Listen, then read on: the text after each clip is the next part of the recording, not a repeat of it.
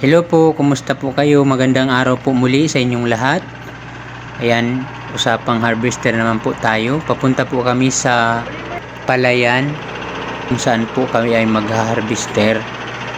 So ito po yung dinadaanan namin papunta sa site kung saan po kami mag-harvester.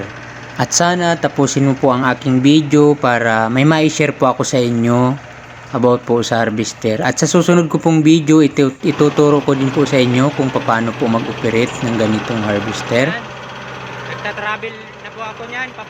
Ito naman po yung taas niya. Dito po ako nakaupo. Ayan po, pagka ikaw po yung nagda-drive, dito po yung upuan ng nag-ooperate ng combine harvester. Ayan. Medyo malikot nga lang po kasi medyo hindi po pantay yung lupa, kailangan kontrolin para dahan-dahan siya. Hirap po talaga maghawak ng camera pagka nandito rin sa taas, lalong-lalo na po pagka nagda-drive ka, kasi dapat po makontrol mo rin yung harvester kasi baka mahulog. Ayan po yung harap niya. Yan po yung harap ng harvester. D60 po siya. Combine harvester po ang Kubota.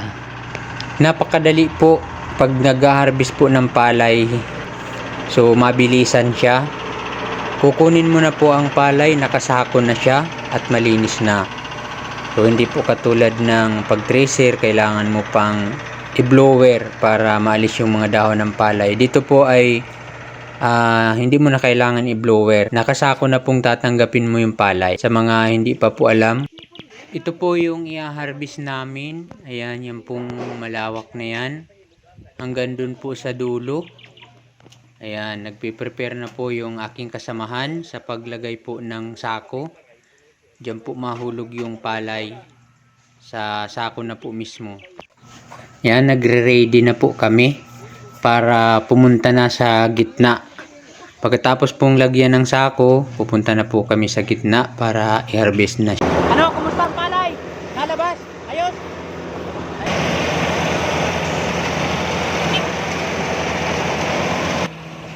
Yan, ganito lang po muna yung maipapakita kong video kasi wala po akong tagahawak niya ng cellphone. Ako lang po naghahawak, kaya hindi po medyo maayos yung camera kasi nagdadrive po ako tapos naghahawak pa nung camera. Hirap po ako mag sit up. Wala po kasing lagayan yung harvester ng camera, kaya ganyan lang po muna. Ganito po pala yung pag maliko ka na, halimbawa po yan o pilapil po yan, so ilalampas mo po siya tapos angat mo para hindi madama yung iba, tapos atras ka po ng mga 2 dipa hanggang 3, tapos liliko ka po ng kaunti sa kaliwa, tapos i-harvest mo po yung palay, tapos atras ka po ulit ng mga 2 dipa, then liko mo na po siya kaliwa. Yan, tapos diretso na po ulit. Pagka ganito po kahaba yung palayan na pag-aanihan mo, tapos hindi naman po kataasan yung mga pilapil na, diretsuhin mo na lang po para hindi gaanong matrabaho. Pero dapat gamay mo rin po yung lupa o kaya yung palayan kung medyo may malambot po siyang lupa, kasi may posibilidad po na lumubog po yung harvester. So dapat alamin mo po muna kung may malambot na party para hindi po malubog yung harvester.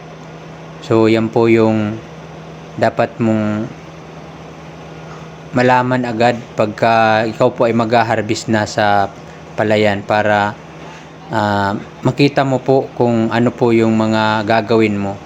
Sa pagtatawid naman po ng harvester sa pilapil, hindi po natin siya pwedeng persahin pagka mataas kasi pwede pong mabasag po yung bearing niya pagka pinatalon mo siya. So kung halimbawa po ay mataas siya, kailangan natin gamitan ng pala para bumaba siya. Pero kung halimbawa po ay kaya naman siya na diretsuhan, ayan ganyan, diretsuhin mo na lang po para hindi matrabaho. Pagka medyo malalaki naman yung pilapil, so iikutan mo na lang po yung bawat isang sagip nung palay, iniikutan mo na lang para hindi po masira lahat yung pilapil nung palayan. So pagkatapos nung maubos nung isang pitak nung palay, lilipat ka naman po ulit dun sa isa para ubusin yun. So ganun lang po yung madaling paraan nun para hindi po narurugado yung harvester sa pagtawid at pagtalon sa pilapil. Ang pagdadrive po ng ganito ay kakaiba po sa sasakyan kasi po ito lahat po kamay ang nagana sa ganito. Yung paabante niya po at paatras, cambio po ito yung lahat, pati po yung stop, tsaka po yung pagliko sa kaliwa at sa kanan, cambio rin po yan. Pagpagana po ng tripper o ng tracer, pagbaba po niyang tripper, lahat po cambio siya. So sa sasakyan po, kamay at pa yung gumagana, pero dito po ay kamay lang po siya lahat. So dapat po dito po dapat mayroon kang unahin, mayroon kang ihuli. Hindi po pwedeng gamitin mo yung huli, ay unahin mo yung huli at ipahuli mo yung dapat unahin kasi po magkakaproblema, magkakapurutol-putol po yung mga pambelt. Kasi sa ganito po, pambelt lang po yung mga gumagana dito. Na mayroon din po ditong kadena pero halos lahat pong nagpapagana nito ay pambelt.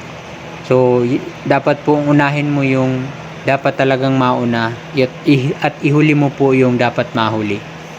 Inabot na po kami ng tanghali, di pa rin kami tapos kaya ginarahin namin muna yung harvester para kumain. So ito na po yung napag-anihan namin. Yung palay po na hinaharvest namin ay sinasakay din namin pagkatapos talian. Tapos binababa namin sa gilid, dito sa gilid para tipid na din po sa labor yung may-ari ng palay.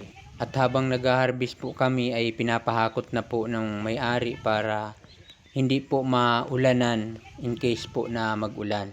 So nilalagay na din po dun sa may bahay para sakluban na po ng mga trapal o kaya ng luna. After po namin kumain, ayan, ituturo ko po muli sa inyo yung pagliliko sa pag-harvest. Ayan, malampas ka po muna ng konti, sabay angat ng tipper. Tapos mas mabilis pong paraan, pag atras mo dapat iliko mo na siya para diretso ka na liko ng kaliwa. Ganyan po yung madaling pagliko pagka medyo malawak na po yung naatrasan mo. So hanggang dito na lawang po. Thank you so much po sa lahat po ng nanood, nag-like at nag-subscribe. God bless you po sa inyong lahat.